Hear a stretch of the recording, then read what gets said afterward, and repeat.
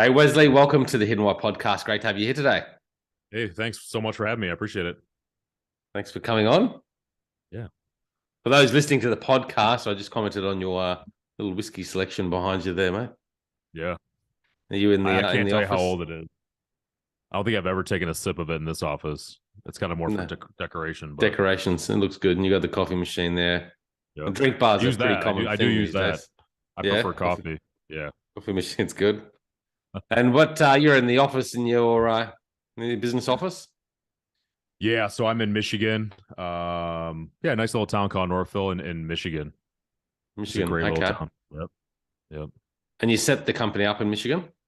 Yeah, so high level marketing originally co-founded here like maybe 20 minutes down the road. We had a beautiful, like, started from very humble beginnings, right? Like renting offices from random people.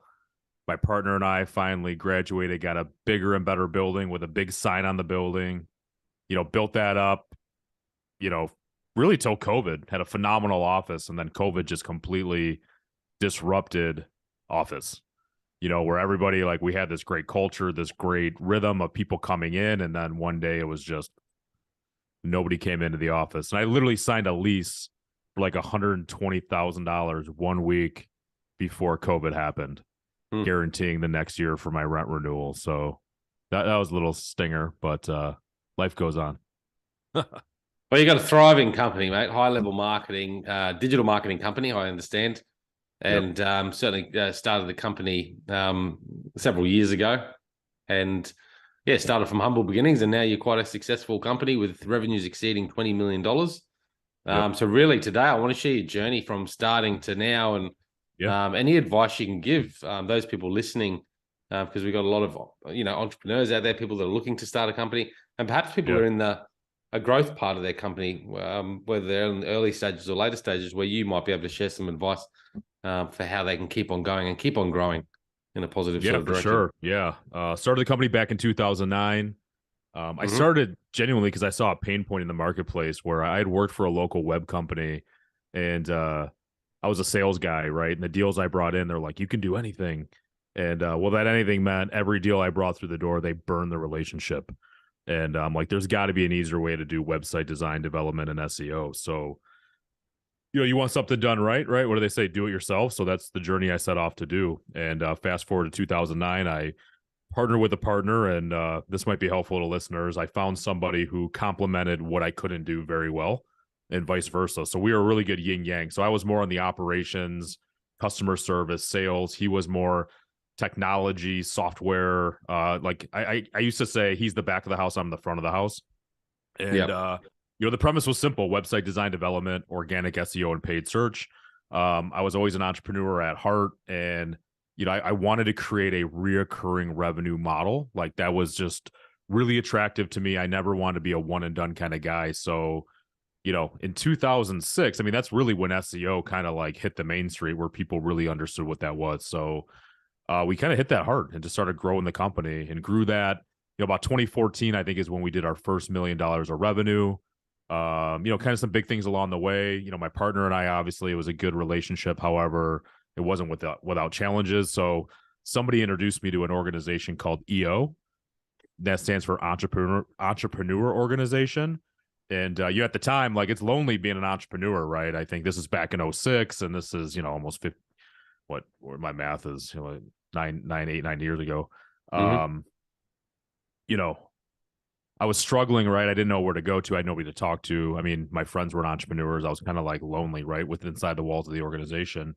Somebody told me about this EO organization, and what it was a group of entrepreneurs, about 100 local people in my area, Detroit, that have all grossed over $1 million of revenue, and they all are founders or the entrepreneur of that business. And I joined that organization right away, and that really helped me connect me with my tribe of people, entrepreneurs. So all the challenges, all the things I was going through, I had a great outlet, or other people, like-minded people that are going through the same thing. So, met a really great group of people, was able to really get involved and kind of grow and scale the business. Yep. Um, Scale that. Another big pivotal thing that really helped me was implementing the EOS methodology. That's an entrepreneur operating system, a framework. So I was an entrepreneur. I didn't go away to an Ivy League school. This was a foundational methodology that allowed me to really, and root my company and really get them to buy into a vision. And being an entrepreneur, a lot of stuff lived in my head. I didn't really realize that, why doesn't this person understand what I'm thinking about or what I'm doing, or why can't people run as fast as me? EOS really allowed me to kind of understand myself and translate that to the company at large. That was really effective for my organization. And then, had a great run, and then COVID happened, right? Like nobody knew what was going to happen. Fortunately for us, being in marketing and digital, it didn't really impact us. We didn't really lose our clients. I mean, our price point, from a several $100s to a few $1,000s a month. I mean, customers really weren't turning that off. And most of our clients were home services, healthcare, senior care realm. So we just kind of all hands on deck, spent a lot more times with customers, really adding a lot more value. But what that kind of led me on, right? I mean, the last several years, even before COVID, I was sort of getting burnt out. Like, I'm an entrepreneur. My company got to a point where I'm like, am I really needed here? Like, I'm not really sure what I'm doing. And things started to feel like a job, and I need to create, I need to do. So I kind of felt in this situation where, like, is it time to move on? Or as an organization, to get to the next level, we had to make some very, very deep capital investments. And I was just, quite frankly, like, burnt out. I didn't want to do it myself. I didn't want to self-fund it. So I was getting calls all the time to sell my company. Like, digital marketing was hot during COVID, and even a year leading up to it. Everybody's interested and wants to look at buying a digital marketing company. So I randomly took a call from a gentleman. Long story short, he introduced me to a guy from a different state, had a very like-minded agency. And during COVID, we started a conversation about, merging the companies together. And at that time, my partner and I, we were very much like, you know what, if we can cash out and sell a good majority of the business and get out of the day-to-day, we'd be really happy with that. Yeah. And that's essentially what we did. We ended up selling 80% of the company, merged the companies together. We continued on as executives in the organization. Today, the company has about 140 employees. There's a little north of $20 million in revenue. I just completed my 2-year transition from the sale. So really now I am just a shareholder board member of the organization. So I went from original startup founder to growing it to now I am literally just a shareholder and a board member. So I am no longer actively working with inside the walls. So for me, it's kind of completes the entrepreneurial journey as, it's kind of like growing. Like, I have 5 kids. So, like, I think when a baby's born or they're young, you have to really take care of a child and nurture it and really take care of it. But again, as a business grows, like a child grows, I think your job is to grow and go a child, just like a business. Like, things change. The business no longer needed me to kind of take it to the next level. My vision was always clear in the sense I wanted to grow that business to 100 million in revenue, and I needed something to change to do that. So it was really me as a leader, as an entrepreneur, to say, you know what, I got to get out of the way. I got to get a professionally managed group in here to kind of come in, take over, and get out of the day to day. And that's essentially what I did. And here we are. Good journey. So what's next for you then? Another project? Another vision? A lot of stuff's coming out of the woodwork, right? I got to figure out what I want to do when I grow up. But I love entrepreneurs. I feel like within the under $15 million space, I just have a lot of knowledge and resources, and I can speak to visionaries. I can speak to entrepreneurs, and I know how lonely that space is because I was there. And I think for me, what really helps me is learning from other people's experiences. And that's really what I've been doing. I've been doing consulting. I got a handful of projects I'm involved with, but, I'm just kind of taking it all in, kind of, just breathing a little bit, but I'm ready to kind of go on to the next thing for sure.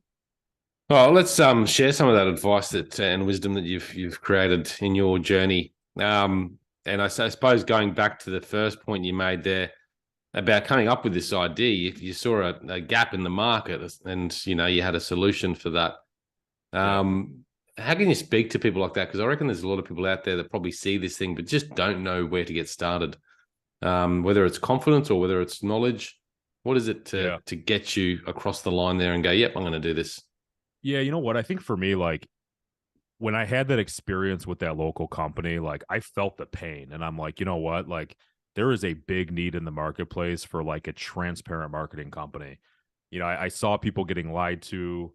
And I'm like, why can't you just have an open, transparent, dialogue with your customer? So I think anybody, like, if you can identify a problem that you're passionate with, I think that's key. And the other thing was, I had a lot of people around me that, like, they didn't believe in the vision, or like a lot of naysayers. And Hmm. I just felt in my heart, like, this is what I'm going to do. I mean, my goal originally was I wanted to make $1,000 a day. Like, that was my goal. Like, I didn't care what I did, but I'm like, that was my goal. And I quickly realized that it's not about the money. It's about the passion, growing something, and just more believing in yourself. I mean, there was times when I was like this close from throwing in the towel, right? And just giving up. But I had this burning desire to, like, keep going, keep going. There's a need in the marketplace. Cause look, I mean, there's one thing to be like, if the business isn't lucrative or it's just not a viable product in the marketplace. But I knew for myself, web and SEO, like, there was a lot of people out there doing really shitty work.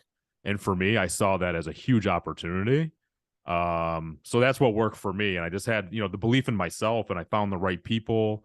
And just, I wasn't the best student in public school, but what I did after I kind of found my way, I started digesting as much business books and reaching out and getting as much feedback as possible. So I think believing in yourself and just believing strongly in the product is 90% of it, to be Yeah. honest.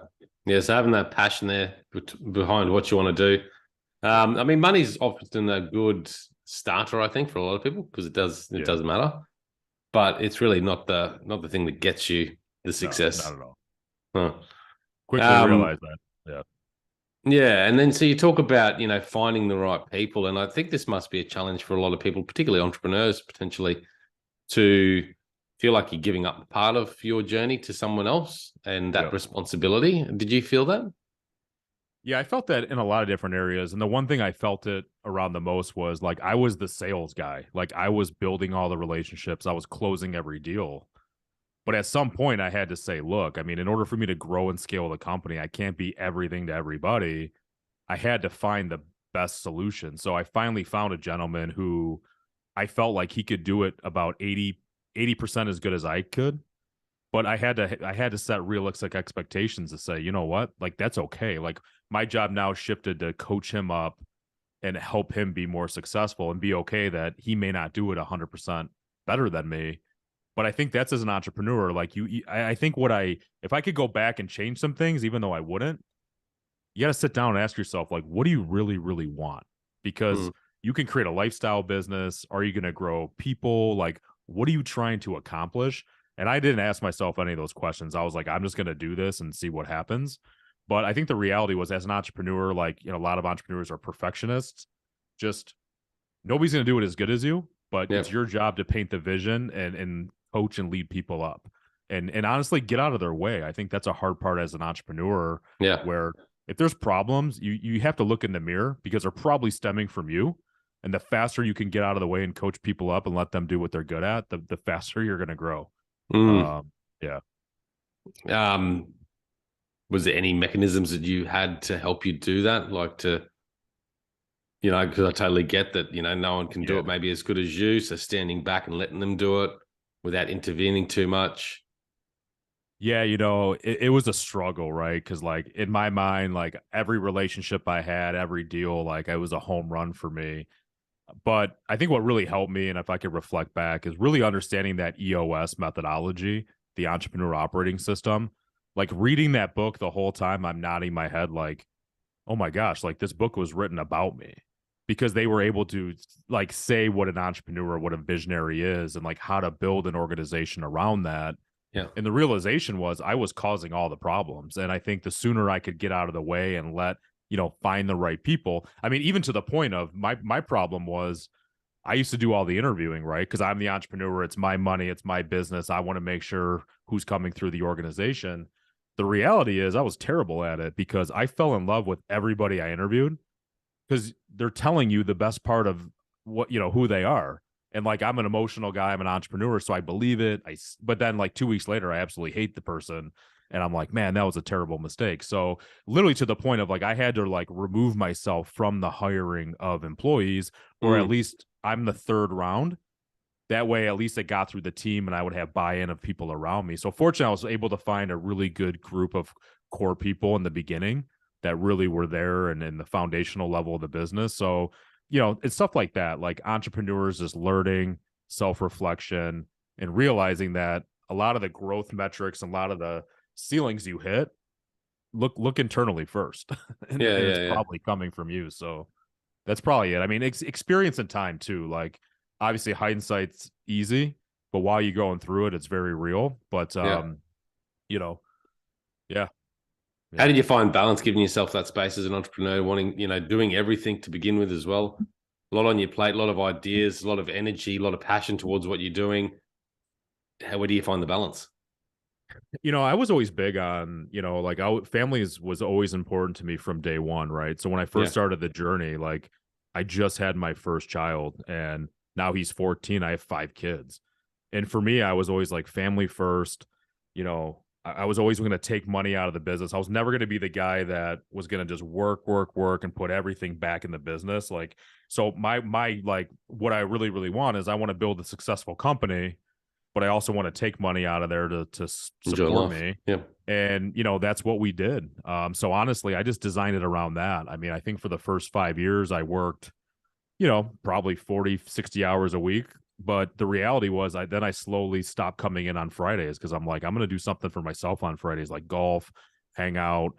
And, you know, at first as an entrepreneur, I was kind of terrified because I'm like, you know, what are people going to think? You know, I'm not coming in Friday. I have to be here. Like that was my mental state, that I'm in control of everything. But once I realized that nobody really cared, I'll never forget. I came in on a Friday after like 6 months of doing this, and people were like freaked out. They're like, "What's going on? Are you okay?" And I kind of realized, like, okay, my job as an entrepreneur isn't to come in here and pull all the levers. It's to hire the best people, you know, help architect and design the best systems and processes and lead and be available. Like I don't need to be in the business per se. Mm-hmm. And I think that's when my company just started to take off. I mean, we went from 1 to Good five point. million relatively quick. And if I look back, it was like the more I gave up and delegated and got out of the way and inspired, that's the faster the revenue grew. Yeah, yeah, I like that story. Yeah. So that, I mean, you asked some important questions there. I guess self-reflection important. What do I want to achieve out of this when starting out? A big part that I think a lot of people miss is that time to plan and reflect. And it's probably one of the parts you need to spend the most time early on and during. What are your thoughts around that, and how did you find time? Yeah, for sure. You know, and again, I go back to the EO. I didn't do it. I was terrible. What was the book that you mentioned? This Yeah, EO. it's called Traction. Traction. The methodology is called EOS. So, you know, for the first 5, 6 years of the business, I'll never forget going on vacation with my wife, and she's like, "Oh man, you must get like 1,000 emails, and you're busy." And like, I was always busy. And then I implemented this EOS strategy, and all of a sudden, I'm not getting emails. Like stuff's getting done, meetings are effective, and like things are actually getting accomplished. And we're not talking about the same stuff week after week. And all the goals in the organization, everybody understands. So like all the stuff that was in my head, I was able to get it in writing and really broadcast it across the company. And now Yep. everybody knew, and really it was getting everybody rowing in the right direction. And that just created massive momentum. Mm. And until I had that, it was just, I mean, I look back sometimes, I kind of get scared. I'm like, I don't even know how the hell I grew it to 1 million. Like we were so all over the place. Like it was just crazy, even to 2 to 3 million. And then as soon as we implemented that process and got buy-in, what really changed for me was, and what EOS sort of instills, it's getting buy-in from the leadership team. You know, I was making a lot of decisions early on, just myself, like my company, my business, I'm going to go this way. Everybody kind of get on board. Well, the reality is like getting to the next level is getting your executive leadership team and everybody sharing ideas, getting on the same page, rowing in the same direction, you know, bringing up issues together and solving those together, being on the same page was transformational for the organization. And it Mm. was just a different way to teach me on how to get everything out of my brain and get everybody to buy in and work together as a team versus just me like top down yell, you know, hey, this is what we're going to do. Getting everybody's feedback really then helped me, you know, really continue to get to the next levels. Yeah, right. So getting that buy-in, I suppose. Is there a Yeah. particular strategy you do to get that buy-in from your people?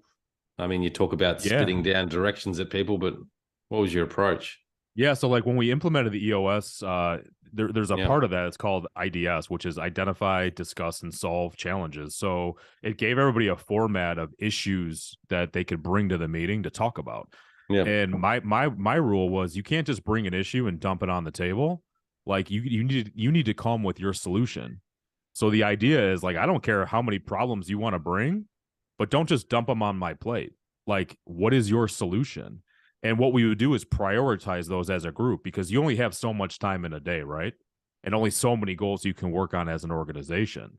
So once we understood the objectives of here's the 6 most important things we need to get over the finish line this year, that really helped us decide as to what we need to work on Mm. and what we could accomplish together. And everybody agreed. So whether it was my rock or goal or so and so's rock or goal over here, everybody had buy-in, right? Because I had a director of finance, I had a head of sales, I had, so they're like, hey, everybody had an opportunity to be heard. And then we all made decisions together for the greater good of the organization.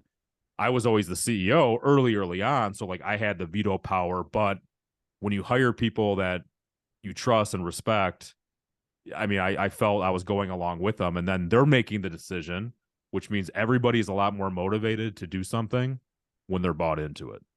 Yeah. So yeah, that was super helpful. It sounds kind of like simple and basic, but the reality was when that was missing, it was chaos. Yeah. And, Yeah. and I'm entrepreneurial. I cause a lot of chaos if there's no structure. So Right. Yeah, so getting the buy-in from people and getting them to have some ownership in there certainly drives their motivation, without a doubt. How do you go about, and probably my final question really for today is keeping things simple, because I know as a business owner myself, I have this tendency to overcomplicate things and probably do more than I have to, but at some times, and like right now in my business, I know the simple things that I need to be doing, but I get this, creative flair to want to add this in and add this in. And I've had it in the past where, you just complicate things too much that it makes you less effective. How did you find that process? And was that a problem for you? And did you have to manage that? yeah, I think for me was so again, it goes back to like my lifelong learning. I joined this thing called Strategic Coach. So I don't know if any of your listeners or you have ever heard of Dan Sullivan. He Mm-hmm. wrote the book Who Not How, but there's a tool that they use which is called the impact filter. And again, I think I kind of like to ask a question like, what do you really, really want? So for me, it's really clearly identifying what I'm trying to accomplish, like using that as the North Star and then working backwards. But then realizing quickly, like, okay, out of this, what am I best in the world at and how am I going to add value? And I would say 9 times out of 10, it's giving it to somebody else to do. And I think that's where I got tripped up a lot is like hanging on to all this stuff, thinking I'm going to get it done. When in reality, there's a lot of smart people around me that are willing, ready to help. So asking for help, sharing with people what you're doing. It just depends if you're working with a team or if you're working by yourself. I mean, shit. Now, if you're working by yourself, you can spend a lot of time with Chat GPT-4. And that's to me is like one of the best assistants and one of the best knowledge bases. Yeah, I spent a lot of time running scenarios and putting stuff in that AI model.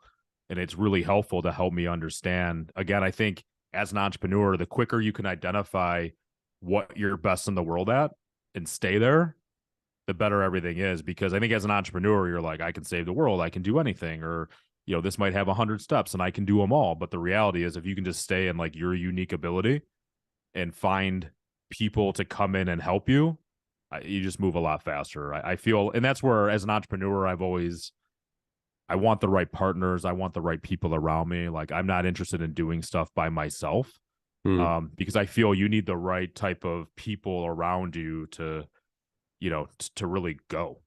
Yeah. That's just how I operate. Might not be right for everybody, but for me, that's kind of what works for me. Well, it seems to have worked for you in your journey. So congratulations, mate. And thanks so much for Thanks. sharing today, Wesley. For sure. How can people best reach you? What are you working on next? Any final words that you want to share with Yeah, the LinkedIn, audience? Wesley Mathews. My last name's 1T, One T. Mathews. Yep. People are interested in EOS. I love talking EOS. I'm actually getting fully certified to implement EOS for companies. I'm so passionate about it. It really changed my life. Not even just in the business, for just my personal and family. Yep. Um, that was a real game changer for me. So, me going through that process allows me to help and coach other entrepreneurs who might be a little scared or naive about it, because I'm living proof that there's a starting point, and then there's a point where it just really helps you grow and go. Because I know as an entrepreneur, people want stuff now. Like, that's how I was. This was a process I had to trust, and I was very thankful I trusted it. So I'm actually implementing that for companies right now. So yeah, So EOS LinkedIn's the again, best way to entrepreneur. What does it stand for? Entrepreneurs entrepreneur operating system, operating EOS. system. Yep. Yeah, but LinkedIn's probably the easiest way people can find me. Again, LinkedIn. Wesley Mathews, and yeah, I appreciate it.